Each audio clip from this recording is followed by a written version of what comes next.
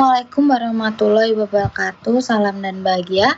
Kami dari kelompok 9 akan mempresentasikan hasil diskusi kelompok kami yang berjudul Penentuan Harga dalam Sektor Publik yang beranggotakan saya sendiri, Wendy Kurnia Dewi Brianto, dengan NIM 20200170032 dan teman saya Sasa Novita Wati dengan NIM 20200170049 dan Sari Apriliani dengan NIM 20200170032. Selanjutnya, salah satu tugas pokok pemerintah adalah memberikan pelayanan kepada masyarakat. Pemberian pelayanan publik pada dasarnya dibiayai melalui dua sumber, yaitu yang pertama pajak dan yang kedua pembebanan langsung kepada masyarakat sebagai konsumen jasa publik. A. Pelayanan publik yang dapat dijual.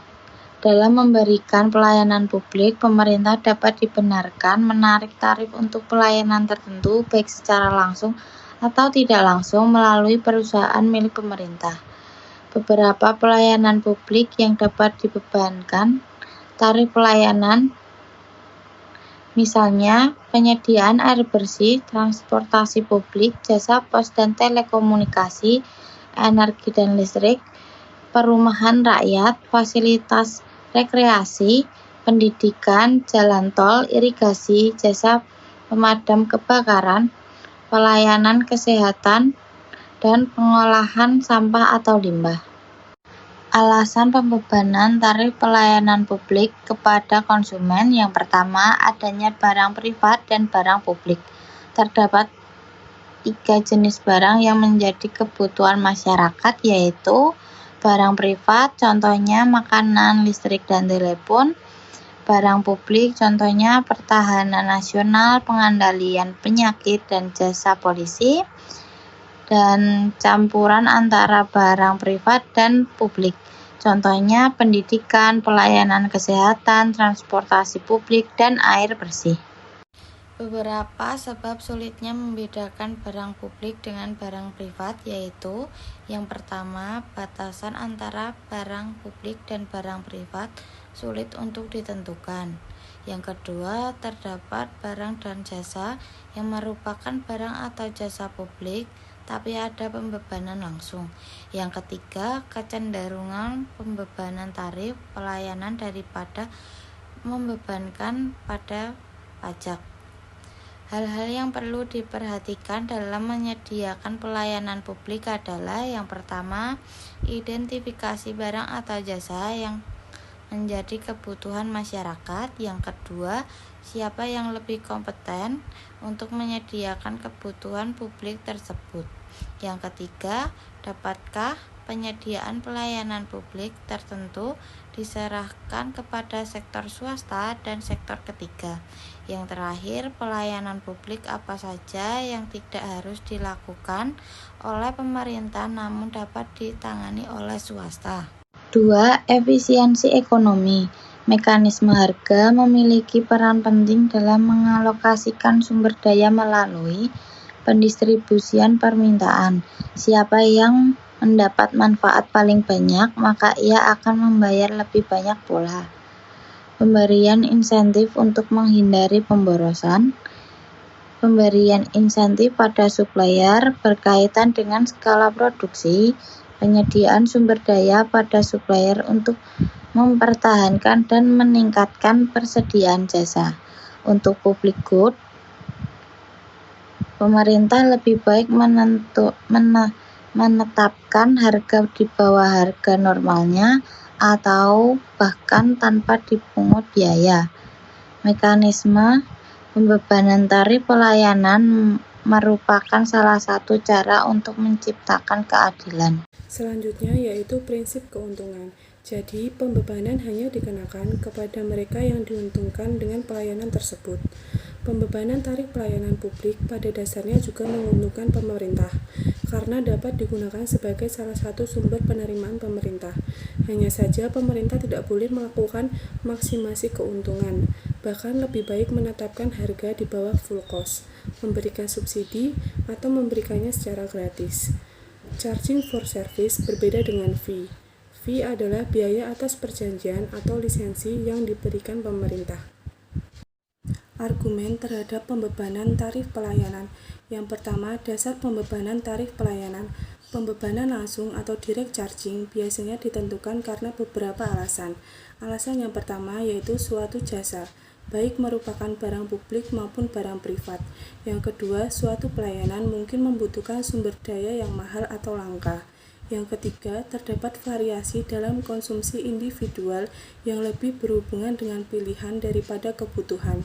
Yang keempat, suatu jasa mungkin digunakan untuk operasi komersial yang menguntungkan dan untuk memenuhi kebutuhan domestik secara individual maupun industrial. Yang kelima, pembebanan dapat digunakan untuk mengetahui arah dan skala permintaan publik atas suatu jasa apabila jenis dan standar pelayanannya tidak dapat ditentukan secara tegas. Kemudian, argumen yang kedua yaitu terdapat kesulitan administrasi dalam menghitung biaya pelayanan. Yang ketiga, kesulitan kaum kurang mampu untuk membayar. Jadi, kesenjangan ekonomi dan pendapatan menyebabkan orang miskin tidak mampu membayar pelayanan dasar yang mestinya mereka dapatkan, seperti pendidikan, kesehatan, air bersih, transportasi umum, bahkan makanan sehat. Dan yang terakhir, adanya eksternalitas, merit good, dan persyaratan legal. Prinsip dan praktek pembebanan. Jadi, sebagian barang dan jasa yang disediakan pemerintah lebih sesuai dibiayai dengan pembebanan tarif. Semakin dekat suatu pelayanan terkait dengan barang privat, maka semakin sesuai barang tersebut dikenai tarif. Namun, batasan identifikasi barang privat dan publik kadang sulit dan harus dilakukan dengan dasar perpelayanan. Kesalahan dalam menetapkan tarif pelayanan publik merupakan penyebab utama defisit anggaran. Kegunaan pembebanan dalam praktek. Praktek pembebanan pelayanan publik berbeda-beda untuk setiap negara, antara jasa yang disediakan langsung oleh pemerintah dan yang disediakan oleh perusahaan milik negara dan antar pemerintah pusat dan daerah. Pada umumnya, kita mengharapkan bahwa penyedia barang publik seharusnya diberikan secara gratis, dalam arti dibiayai dari pajak. Sementara itu, penyedia barang privat ditarik tarif sebesar harga pemulihan biaya totalnya. Untuk barang campuran disediakan sebagian melalui pajak dan sebagian lagi dari tarif. Kemudian sumber-sumber penerimaan pemerintah ada 6. Yang pertama, pajak. Yang kedua, pembebanan langsung kepada masyarakat. Yang ketiga, laba BUMN atau BUMD. Yang keempat, penjualan aset milik pemerintah. Yang kelima adalah utang. Dan yang keenam adalah pembiayaan defisit anggaran. Selanjutnya yaitu penetapan harga pelayanan. Jadi, pemerintah harus memutuskan berapa harga pelayanan yang dibebankan kepada masyarakat. Aturan yang biasa dipakai adalah bahwa beban atau charge dihitung sebesar total biaya untuk menyediakan pelayanan tersebut.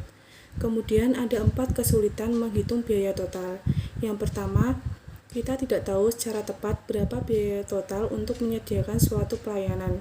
Yang kedua, sulit mengukur jumlah yang dikonsumsi.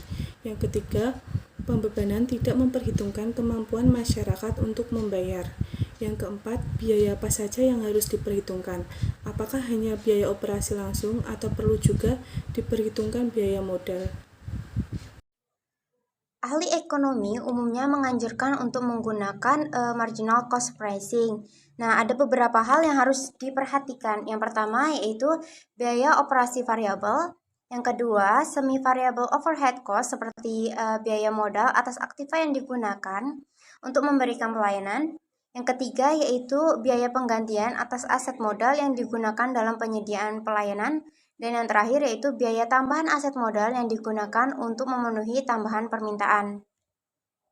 Permasalahan marginal cost pricing. Yang pertama yaitu sulit memperhitungkan secara tepat marginal cost. Yang kedua, apakah harga seharusnya didasarkan pada biaya marginal jangka pendek atau jangka panjang? Lalu yang ketiga, marginal cost pricing bukan berarti full cost recovery.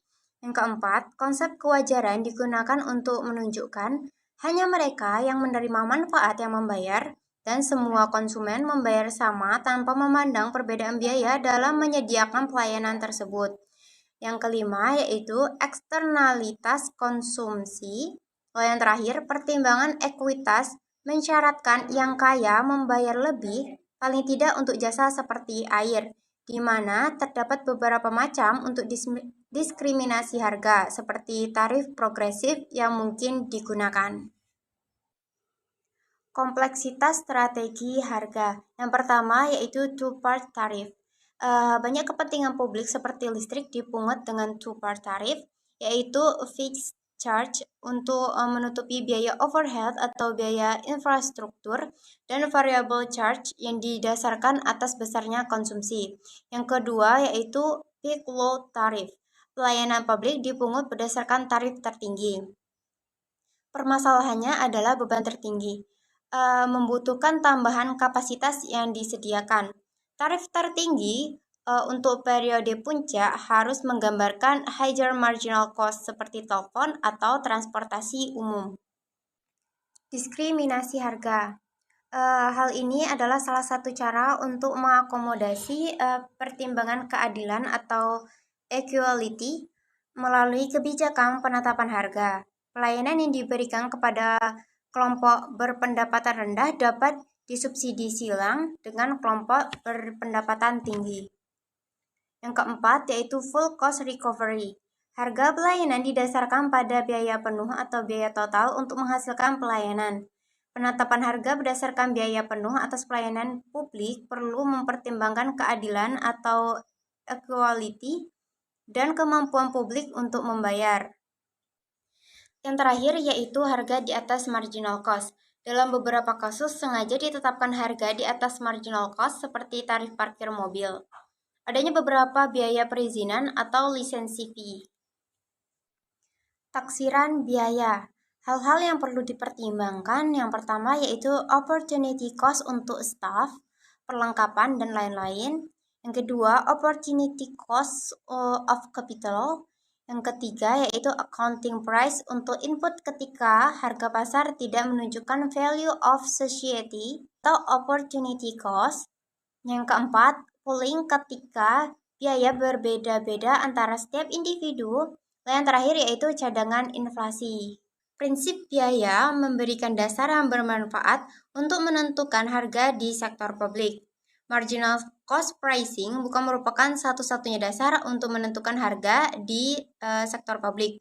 Digunakan atau tidak, harus ada kebijakan yang jelas mengenai harga pelayanan yang mampu menunjukkan biaya secara akurat dan mampu mengidentifikasi skala subsidi publik. Sekian presentasi dari kelompok kami. Apabila ada kesalahan, kami mohon maaf. Wassalamualaikum warahmatullahi wabarakatuh. Salam.